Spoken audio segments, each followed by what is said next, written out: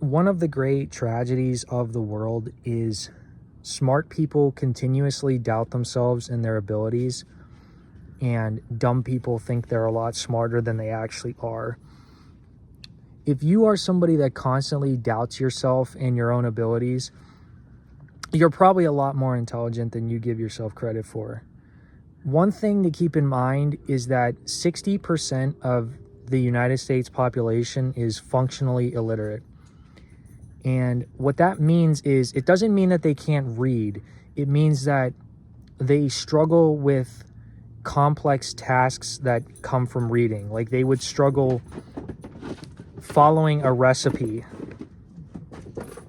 Sorry, my dog is like spazzing out. But they would struggle following a recipe. They would struggle following directions that are printed on a piece of paper.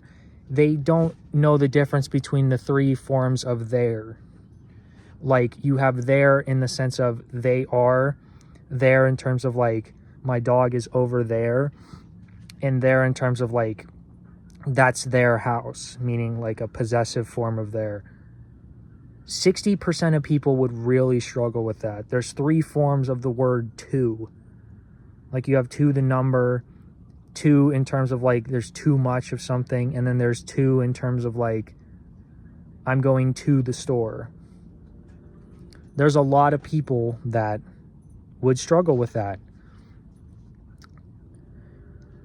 And so I'm not saying this in the sense of like trying to be mean to people and saying that people are dumb, but there's a lot of people you just shouldn't take advice from because they're fucking stupid.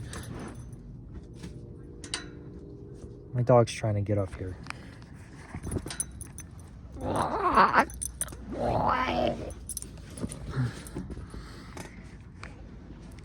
So that's one thing to keep in mind, and I don't even know if it's these people's fault necessarily. I'm sure that some of it is the American education system just doesn't teach people that well. And also, English is kind of a complicated language.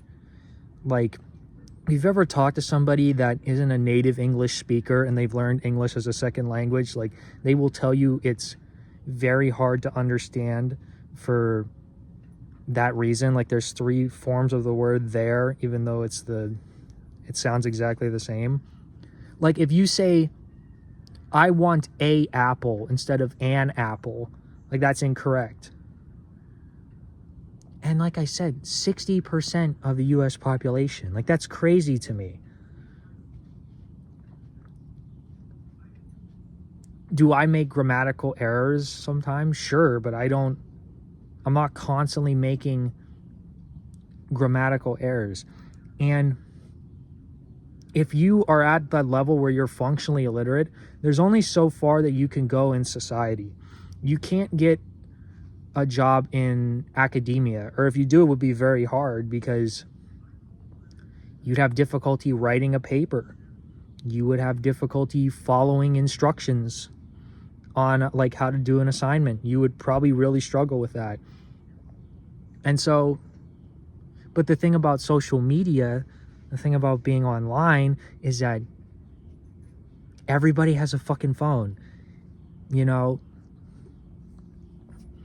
if you go to a college or you go to a job where you can't be functionally illiterate to do it, you might not run into a lot of these people. But if you have a phone, there's a lot of people that have a phone and they don't know what the fuck they're talking about, and they talk constantly. That doesn't mean that these people have bad intentions or they're like mean. I think a lot of people in fucking college and academia are very mean, and they're very just like condescending and arrogant and rude. But yeah, you shouldn't take advice from everybody. There's certain people you just shouldn't take advice from because they're stupid and they can't fucking read. That's the whole point of this video, I guess. So have a good one.